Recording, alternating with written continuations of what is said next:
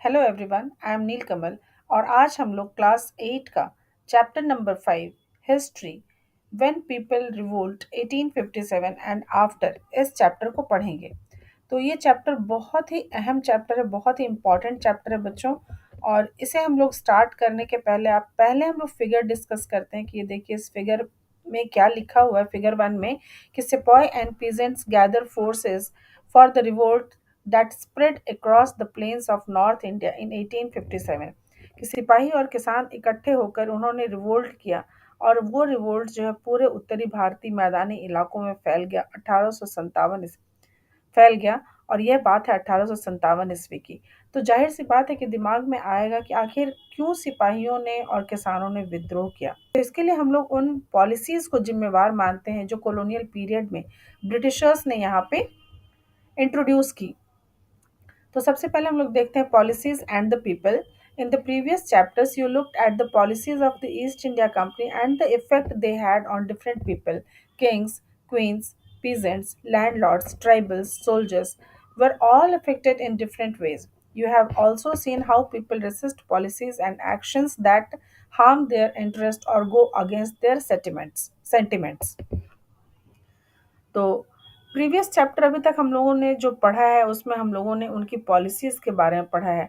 और जब कभी भी क्लास 8 की हिस्ट्री पढ़ेंगे तो थोड़ा दिमाग खुला रखिएगा और ध्यान दीजिएगा कि जो ब्रिटिशर्स ने यहाँ पे जो चीज़ें भी इंट्रोड्यूस की उसके पीछे उनका इंटेंशन क्या था।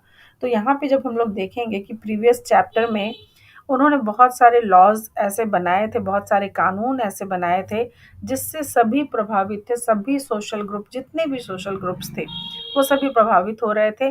फिर चाहे वो किंग और क्वींस हों, पीजेंट्स हों, लैंडलॉर्ड्स हों, ट्राइबल्स हों, सोल्जर्स हों, कोई भी, सभी अपने अपने तरीके से प्रभावित हो रहे थे।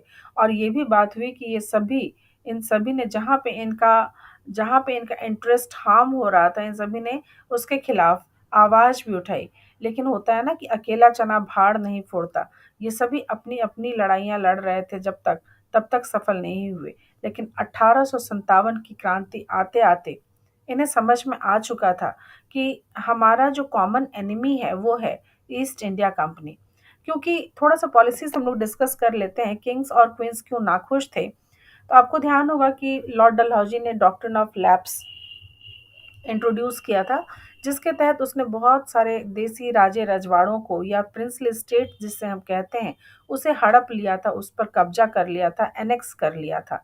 ठीक उसी तरह से लॉर्ड वेलेस्ली का सब्सिडियरी अलायंस देख लीजिए, उसमें भी ऐसा ही किया गया था कि बहुत सारे कोई सा भी बहाना बना के, कुछ भी आरोप लगा के और उनकी ज़मीन की, राजाओं की जो ज़मीन होती थी, राजाओं की जो टेरिटरी होती थी, उसे ब्रिटिश एम्पायर में मिला लिया जाता था। दूसरी तरफ पीजेंट्स की यदि बात करें तो रेवेन्यू रिफॉर्म्स हुए थे। आपको ध्यान होगा पहले इनिशियली रेवेन्यू रिफॉर्म सिर्फ 1 ईयर के लिए किए जाते थे, बाद में 10 ईयर सेटलमेंट हुआ कॉर्नवालिस का, और इसके बाद महलवाड़ी, बहुत तरह के रिफॉर्म्स किए गए। लेकिन इसके बाद भी किसानों की स्थिति किसानों की जो दशा थी वो सुधर नहीं रही थी और किसान अपनी स्थिति से बहुत नाखुश थे, क्योंकि उन्हें रेवेन्यू भी आखिरकार बहुत ज़्यादा पे करना पड़ता था।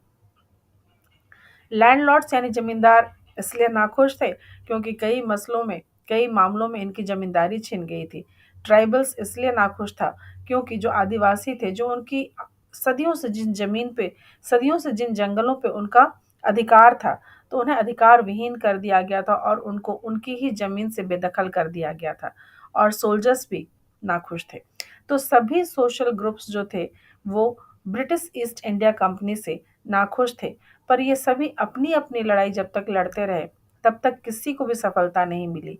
लेकिन जैसे ही इन्हें पता लगा कि अच्छा, हमारा कॉमन एनिमी जो है वो ईस्ट इंडिया कंपनी है, तो इन्होंने हाथ से हाथ मिलाया और फिर इन्होंने ये लड़ाई जमकर लड़ी। इन्होंने इस रिवोल्ट को वो अंजाम दिया कि बाद में कोई भी नई पॉलिसी इख्तियार करने से पहले ब्रिटिशों को 10 बार सोचना पड़ता था।